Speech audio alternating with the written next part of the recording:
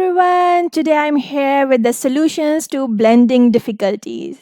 In today's video, I'll tell you how you can help kids who know the sounds but cannot blend. It happens with many kids that they are good at sounds, but when it comes to blending, they struggle. So if this is something that interests you, be with me to the end of the video. But before we move any further, let me tell you that this channel is for you if you're interested in English phonics, English grammar, English spelling rules, English creative writing, and above all, how to teach all this stuff to your kids in multi-sensory ways. So consider subscribing to the channel, and without any further ado, let's dive in. Solution number 1 for blending difficulties, and it's blending letters. So what are blending letters? Blending letters are simply consonants written with vowels. It's the CV pattern, consonant and vowel. How blending letters can help us? Because these are only 2 letters, and if your kids are good at blending sa, so you just need to give a third sound to make a CVC word like t, and it will be sat, right? So in place of teaching them CVC words or CCVC or any other kind of words, you can start giving them blending letters, make them perfect, make them fluent in blending letters, and then you can move on to CVC or CCVC or CVCC words. Blending letters can be done with short vowel sounds as well as the long vowel sounds. If you want to get blending letters for free, they are available on my website. I'm sharing the link in the description box. Please click there and download these freebies. You can sing a song with these blending letters like sa, sa, si, so, so, or and if you want to learn how to use these blending letters, so a complete video only around this topic is in the description box too. So you can check that out as well. Let's find out the second solution to blending problems, that is blending sequence. We should know what is the proper sequence to be followed if we are teaching blending to kids. And I have just told you that you can begin with CV, means consonant and vowel blending, sa, ta, pa, na, and then change the vowel sounds, whatever vowels you have given them, start blending the single consonant with vowel. Second blending practice can be VC. What does it mean? That you will put the vowel first and then the consonant, like at, app, and at, app. Here we are not giving any proper words to kids. We are helping their tongue muscles to say these sounds quickly and fluently, right? Now, after doing CV and VC practice, you can jump onto CVC words. Now, if they're fluent in blending these sounds, CVC is just a piece of cake for them. They already know sa from here, sat, sad, sat, set, tan, and then tin. So if you spend some time here, the next steps will be quite easier. After CVC, you can give them CCVC words. CCVC means you need a consonant cluster at the beginning, like kill, bill. If you don't know about consonant clusters, or if you want the list of consonant clusters or consonant blends, please check out the description box. The whole playlist is given there. Then you can go for CVCC pattern, consonant vowel and 2 consonants at the end. This is also a consonant cluster or consonant blend. So you can also find the list of these words in the description box. I hope you have got it. Let's find out the third solution, that is model blending. What does it mean? Model blending means that you need to model how to blend words. You need to show them how to do this. They might not get it. They might take some time, but yes, at the end, they will understand it, and ultimately, they will do blending. How do you model it? You can have some cards in front of you and start doing it like this. Hat.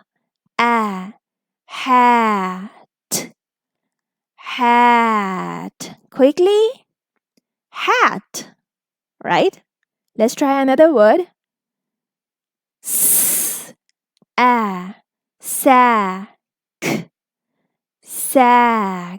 Quickly. Sack.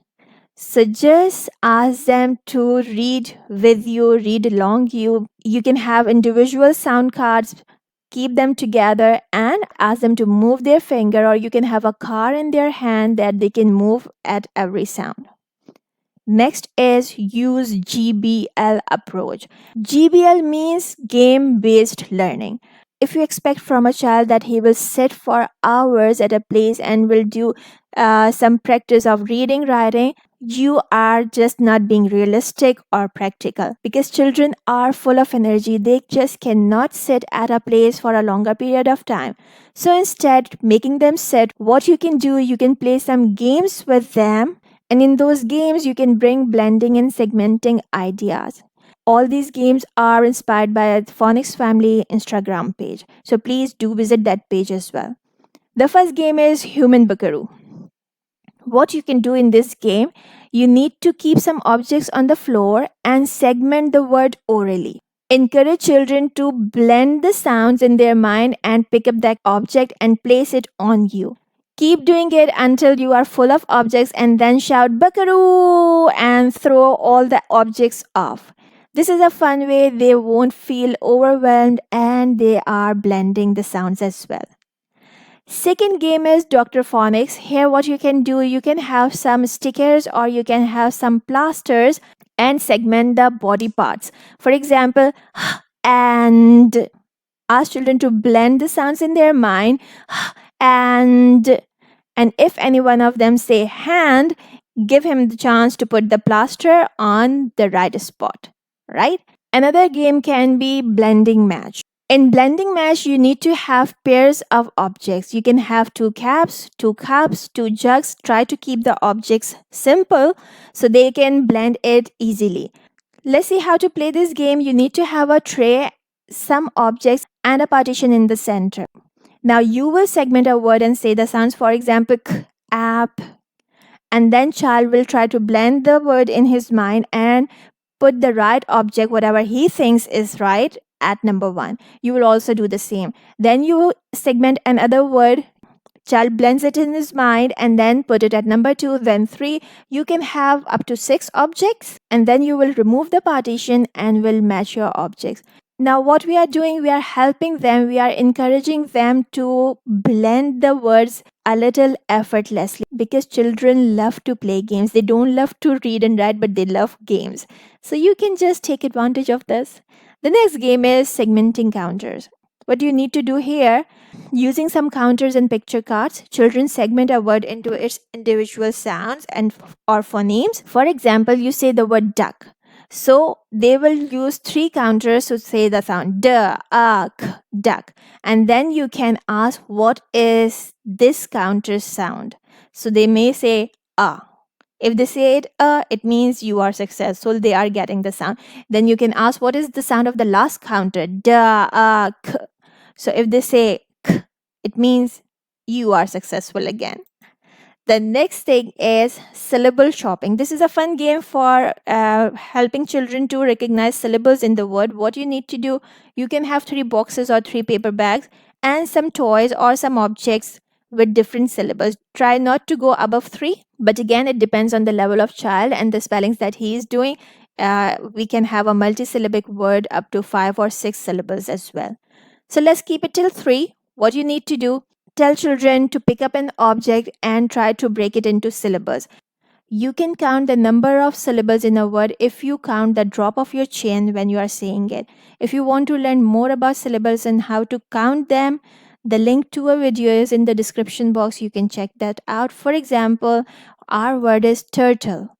Turtle, turtle, turtle. How many syllables do you hear? You heard 2 syllables. Just put turtle in box number 2 or bag number 2. Octopus, octopus. You heard 3 syllables. Put octopus here. If they are making mistakes, you can help them by saying the word or ask them to stand in front of a mirror and say the word and count the drop of their chin. Next one is phonics splat. In this game, you can have a toy hammer or a fly swatter. What you need to do, you will orally segment a word. For example, the word is bubble. B, a, b, b, a, b, Child will try to blend the word and then spat on the right picture. If he does it wrong, so again, you have the chance to correct him. Say the word again, help him to get the sounds, and then give him the chance to hit again. Next solution is orthographic mapping. But before I tell you what is orthographic mapping, just remember that so far I have been giving you ideas for oral or verbal blending and segmenting techniques, right? But now in orthographic mapping, we will be writing the sounds as well. For example, you say a word chick, chick. So the first thing that you need to do is finger tap a word to sound it out. The word is chick, so ch, e, and k, three sounds, right? Now map it. Place a finger or counter in each circle to spell it out. It's better to put some counters here so your hand remain free.